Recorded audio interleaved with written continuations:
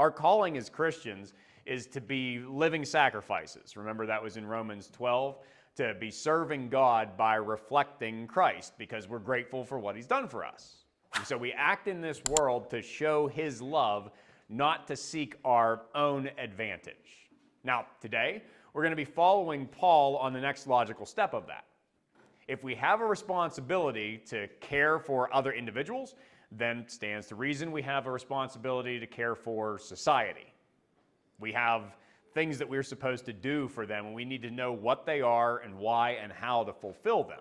Because God expects the citizens of his kingdom to represent him well to the nations of the world.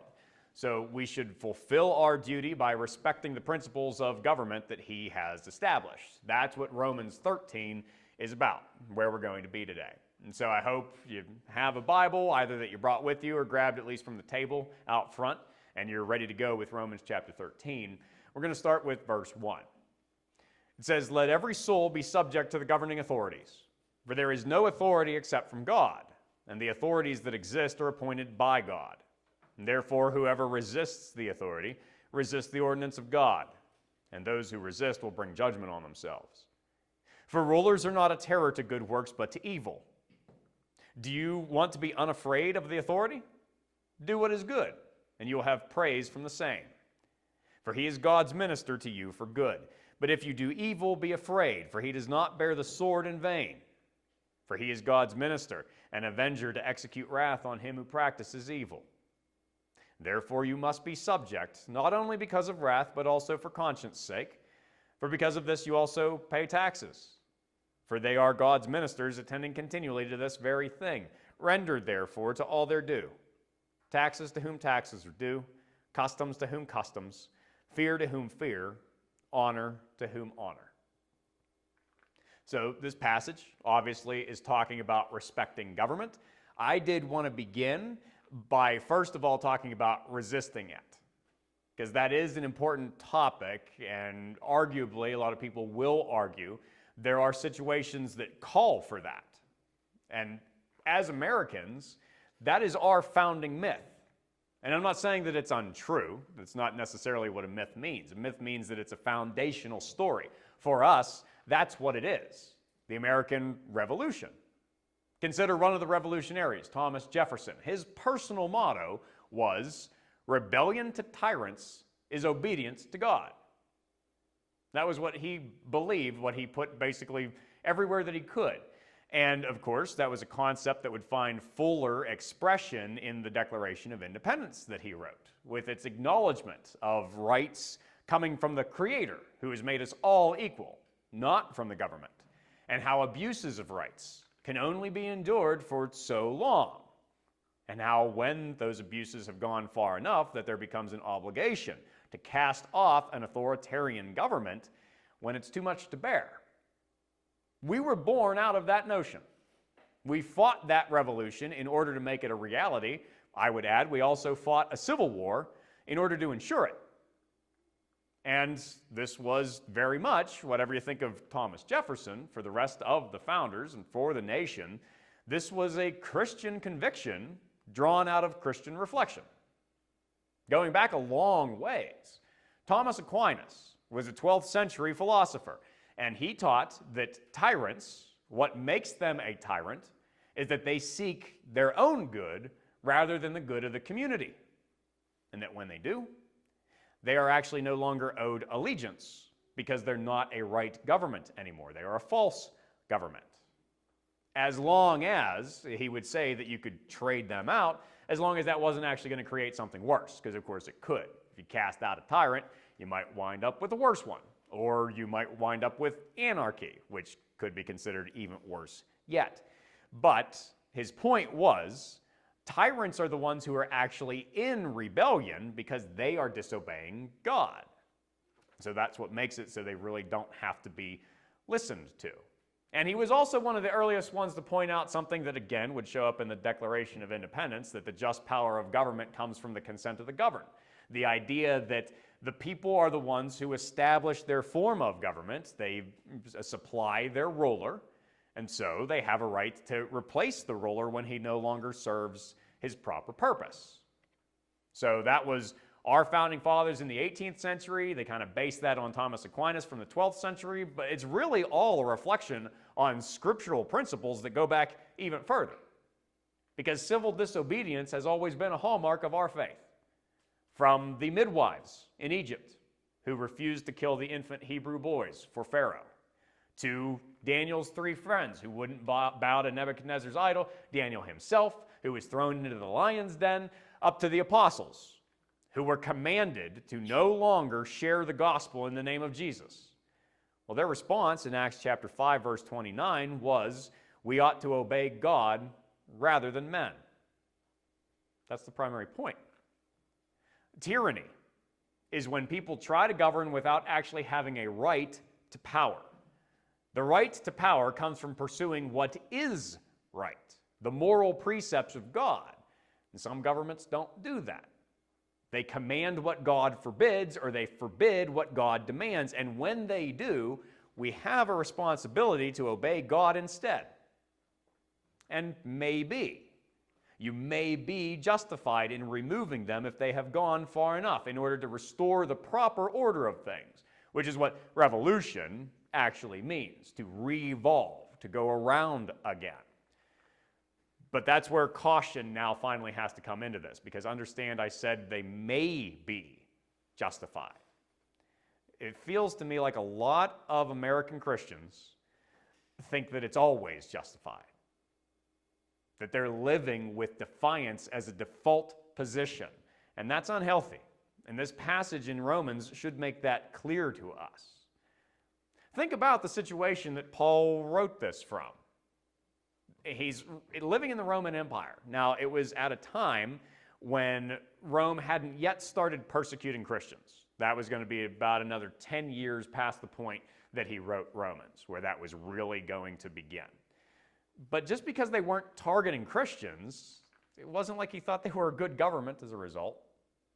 They absolutely weren't, and he would have known that. They were tyrannical with the way that they mistreated their people. Even worse, the way that they treated the people that they conquered, and their many slaves. They were not virtuous. And then on top of that, yes, Rome itself might not have been persecuting Christians, but Paul experienced abuse at the hand of many local governments. We see a ton of that throughout the book of Acts.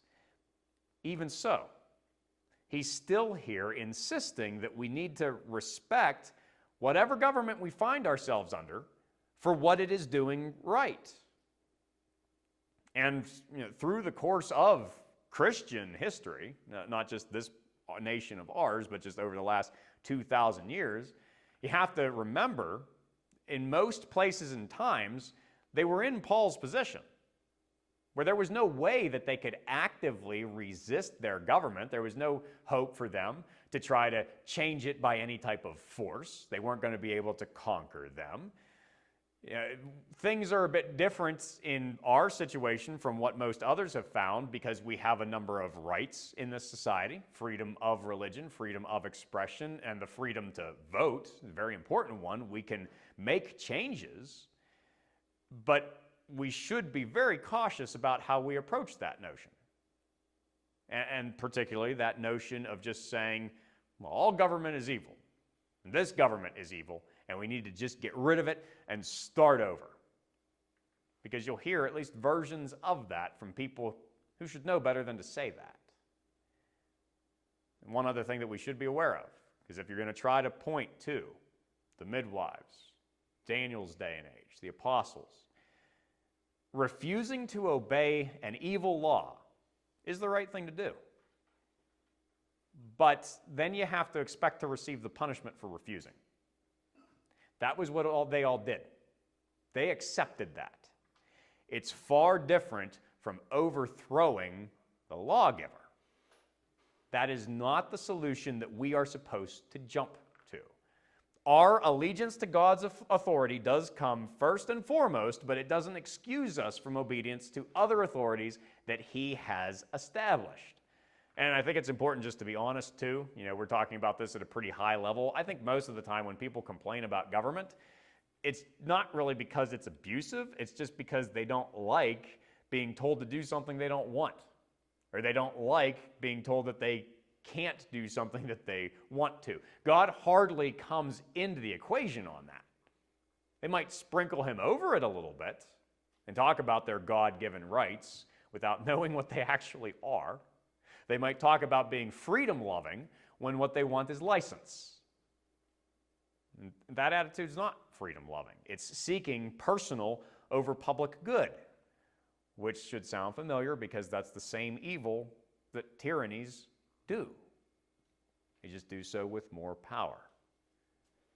But the state does have legitimate purposes.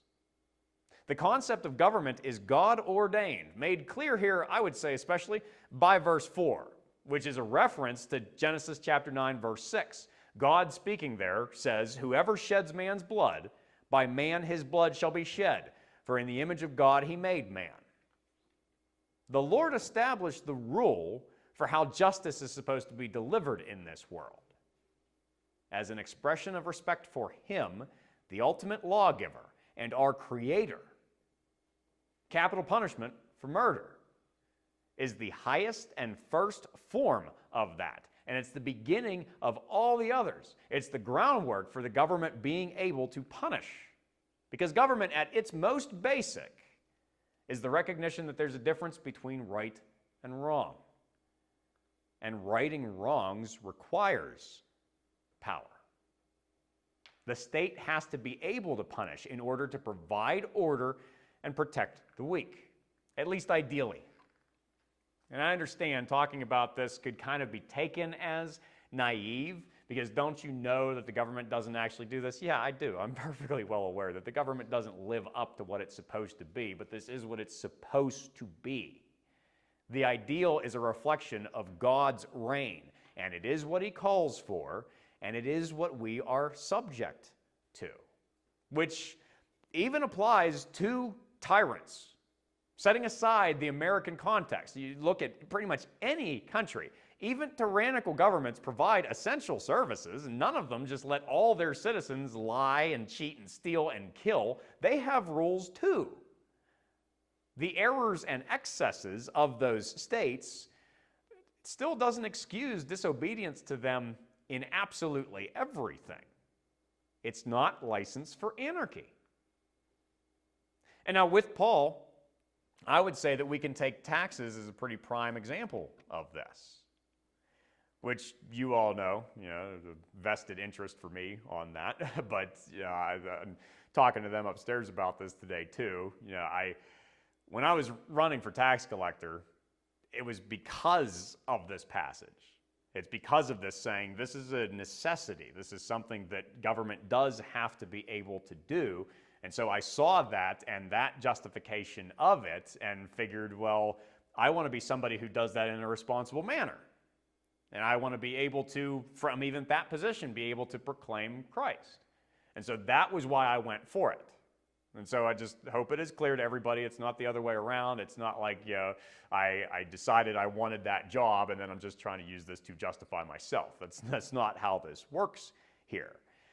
But what we do want to take away from this, what has to be understood, is that taxation is not theft. You hear that a lot from people. A very popular line in American politics from American Christians. And they're repeating it and ignoring this explicit biblical truth. The government provides a service that needs to be paid for. And collecting taxes, making people pay them, is not inherently wrong. Not if people are wrong in the first place by refusing to pay what they owe. What needs to be understood, and it requires a little bit more careful thought, frankly, but it's not that taxation in and of itself is wrong. There are things downstream of that that go wrong, maybe with the way that it's done or the amount that's taken, but more than anything else, it doesn't really even have to do with taking the taxes. It's how the taxes are spent. That's where the real problems come from. Where's the money going? What policies are being supported and advanced? That's where you can really make your argument. But to say that all taxes are just automatically ill-gotten gains is to say that government should operate for free. And since it can't, It's to say that government shouldn't exist, which is defiance of God, who says here that it should. So that's kind of challenging. And I understand this is an uncomfortable subject, saying that we should have to pay our taxes, or saying that we should listen to our government, or saying, as Paul does here, that the state might punish us. It might use force against us. It's a scary idea, and it's one that we want to be free from. But Paul does say, well, the best way to do that is to not give them the right to punish you by doing what's wrong. Or in other words, we ought to be afraid if we're breaking laws that reflect God's laws. But fear, of course, is not even the only reason. It's not the most important reason to obey the law. We should be doing it because that's just how we're living already. We are supposed to be seeking to show our gratitude to God, which is what ethics is ultimately about. We love God because He justified us. He made us right with Him by giving the gift of Jesus. That being the case, we should be living to honor Him. And so when we're doing that, we're just going to be inside the bounds of at least rightful human authority already. There's no reason to be afraid in that case then, because we're not going to break the law. And another aspect of this too is that it's not just about keeping the law in order to glorify God, which it should be, but it's also about our reputation. When we are living well in His name, we're not just glorifying Him to Him, we're glorifying Him to our society. We are showing our government that we are its best citizens when we're honest but others cheat, and obedient when others rebel, and peaceable when others attack. When we shine forth that way, it creates opportunities for the faith, decreasing the attacks that come against it and increasing its influence, which is exactly what happened in Rome. In spite of the lies and blood libels and persecutions that it faced, the early church, the earliest Christians, they doggedly pursued peace and obedience. And though it did take a lot of time, it eventually led to a slowing of the persecution. And then it led to believers being placed in positions of trust, because the rulers looked at them and said, well, they're not going to cheat in this position because their God tells them not to. And so they're going to do what's right. And then that all eventually led to it becoming the religion of the empire. Submission proved Christianity's quality and made it ascendant, which should sound familiar and should make sense, because it's following in the footsteps of Christ Himself, who submitted to judgment, in His case, very unjust judgment, completely unjust judgment, but did it anyway, in order to justify us by dying in our place so that we could be made right with God, and then experiencing the resurrection so that He could show that He is risen above all other powers. So, while we can be frustrated, certainly, with the failures of our government and acknowledge that they exist, we need to be very careful in where we go with that, because God's glory needs to be placed first. First over everything, even things that might surprise us to think about. He needs to be placed first, even above our own freedom. Because if we are only known for jealousy, even if it's jealousy for our rights, then we're doing it wrong. We do live in a system that enables us to enact change, and we should. And we should engage with our society and with politics as far as I'm concerned. And absolutely, probably the most important thing is that everybody should vote. Very important to do. But the best of our abilities is in changing people's hearts by drawing them to Christ. That is what we are called to, so that they will also pursue the goodness of God. And the more that more people are doing that, the better the society is going to be. We will not be doing that if we go as low as the people opposed to us do. We need to be better than that. We need to be showing God's love, which is what Paul says in the next section here at verse 8. Owe no one anything except to love one another. For he who loves another has fulfilled the law. For the commandments, you shall not commit adultery, you shall not murder, you shall not steal, you shall not bear false witness, you shall not covet, and if there's any other commandment, are all summed up in this saying, namely, you shall love your neighbor as yourself. Love does no harm to a neighbor, and therefore love is the fulfillment of the law. So this section now starts out with a play on words. Paul ended the last section by talking about what is due to government. Now he follows up by talking about not having dues to anyone else. So in other words, he's kind of made the transition from politics to personal finance. He's talking about debt, at least briefly in passing here. And debt, of course, is normal enough. There are times when pretty much everyone is going to have to borrow something, but it's not something that should be taken on, first of all, thoughtlessly. And then, following up on that, once we have it, we have to actually pay it. We agreed to the terms. It's our responsibility.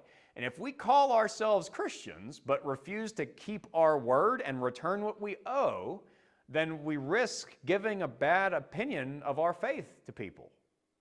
And that might push them away from the Lord. And so, while it can be a burden, it's still one that we're supposed to take up for the way that it will glorify God, until eventually we are able to be free of it, to get rid of it, because that's what Paul's recommending. Don't really load yourself with that in the first place, to the best of your abilities. There's only one obligation that we are always supposed to keep. We owe it to others to love them. Paul's transitioned here back to that concept that he introduced in Romans chapter 12. And of course, there, he'd first of all focused on love for the household of faith, and that's where it's most important to show it, is inside the church, is to other Christians. But he had talked about everybody else too, and here he's bringing that back up again, and really basing it on Christ's teaching in Luke chapter 10. With the parable of the Good Samaritan is essentially what he's referring to here. That we should view everyone as our neighbor and care for them. The Christian calling is to prioritize others, no matter who they are, to remember that they are made in the image of God. And if we love Him, then we should care for them. We certainly shouldn't harm them. Following that very simple instruction makes us good neighbors, which means that we are good fellow citizens. And so he's brought that context back up again by talking about these laws. They are laws that come from the Ten Commandments here, but all societies have these laws because they are ultimately all downstream of God's law, the moral law. They are what we should be doing everywhere. Now, there's a bit of an exception to that. One of these laws most countries don't have, and that's the one against covetousness, against wanting what you do not have a right to have. And it's not because those countries all enjoy and celebrate coveting. There actually have been a few examples where they kind of did do that, but in general, that's not the case. They don't have laws against it because there's no real way to punish it. It's just a desire. It's internal. There's no way for them to even know it's going on until you act on it and commit one of these other crimes. And so it's not something that anybody can know or punish except for God, who does know and who does hold us accountable if we don't govern ourselves. Because ethics isn't just doing legal things in public, it's doing the right thing, always. Public and private, inside and out. That is what we are meant to do, and we're to remember to do it for a reason, which is the note that Paul ends on here, Romans chapter 13, verse 11. Do this, knowing the time, that now it is high time to awake out of sleep. For now our salvation is nearer than when we first believed. The night is far spent, the day is at hand. Therefore let us cast off the work of darkness, and let us put on the armor of light. Let us walk properly, as in the day, not in revelry and drunkenness, not in lewdness and lust, not in envy and strife, but put on the Lord Jesus Christ, and make no provision for the flesh to fulfill its lusts. The reason that we are to live as good citizens in our nation is in order to glorify God, and the reason we glorify God is because we know that the nations and powers of this world are fading away. They are not going to last. His kingdom is going to last. We act according to his character because we are looking forward to that. Now, we don't know when his kingdom is going to be all that is left. Paul says here that it's at hand. He said that almost 2,000 years ago. It hasn't happened yet. That's because he didn't mean that it was soon. He meant that it was imminent, that it could happen at any moment. And that is still true. We just don't know when that moment will be. No one can know. Christ himself specifically says that it's only known to God. And so making guesses at it, like I've said many times before, is an absurdity. It's not something that we should be doing. Instead, we are supposed to understand that every day has been a day closer. And it is still true that Christ will return. Until he does, the goal remains the same: to live in ways that reflect him. To be covered in him rather than in the worthless things that he has freed us from, like a suit of armor to guard us from the power of this world. Paul says that here and a few other places. Ephesians 6 is the one where he goes into the greatest depth on that. It's most famous for it. And it also ties us back around to, again, the start of Romans chapter 12 from last week, that our calling is to be transformed, to be different so that we look different. Society's pursuits are wasteful and pointless. They're not leading anywhere. They're just selfish desires that lead to sin, to crime.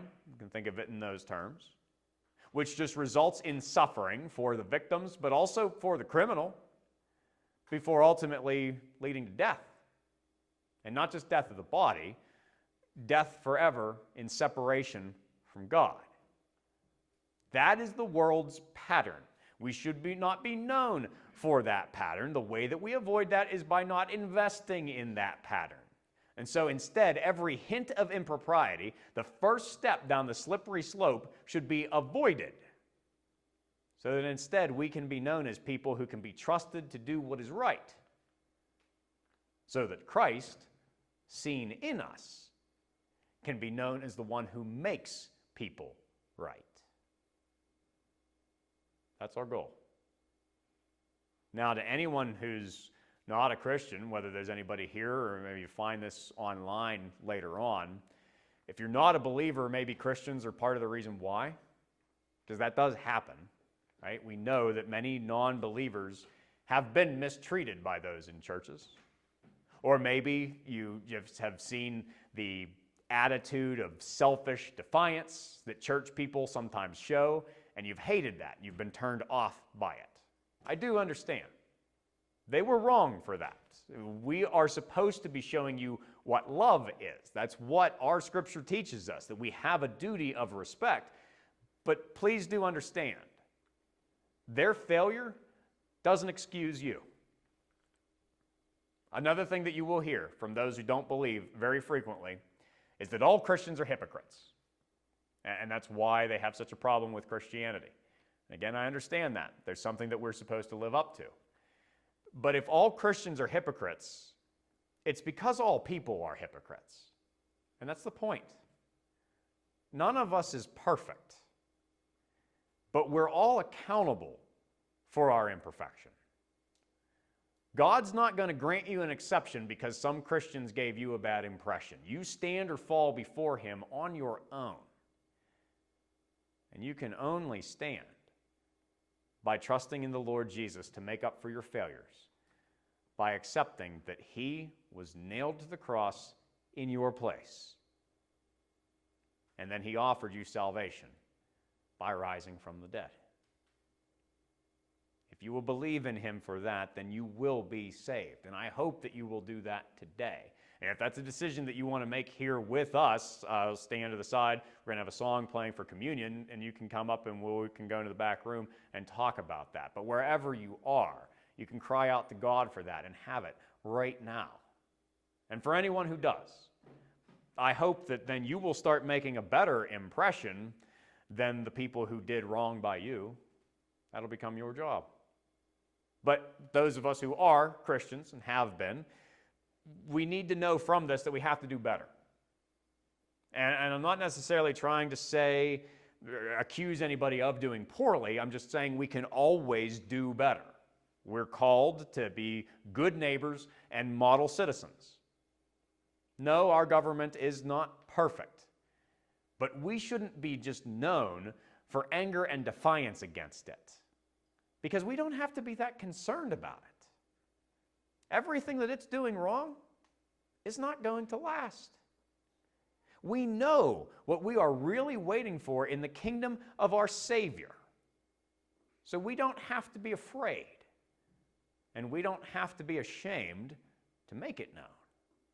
Go engage with the world in ways that show you know you have His covering, so that He can be more clearly seen.